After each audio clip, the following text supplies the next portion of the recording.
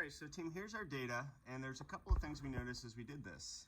That the error as the speed increased was different than maybe we had expected it to be. So I collected some data on the drift, meaning how far did the robot move from true, which was where the ruler was.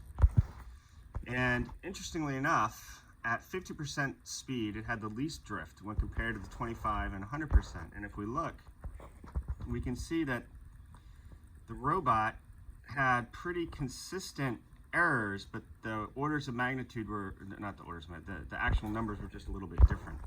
So if we wanted to optimize this, it seems like one of the things we want to look at is how much drift we had. So I'm going to go ahead and highlight this data and insert a chart.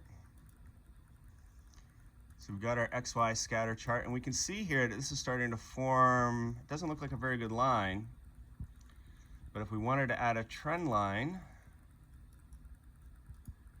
we're going to add a polynomial with our r squared,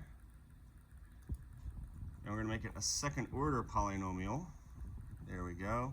And we get this really nice quadratic regression, and we can see here that it looks like the place where we have the least drift would be around 65 for our input for our motor. So that's pretty good. So that could give us some insight into how to set the speed to optimize performance of the robot.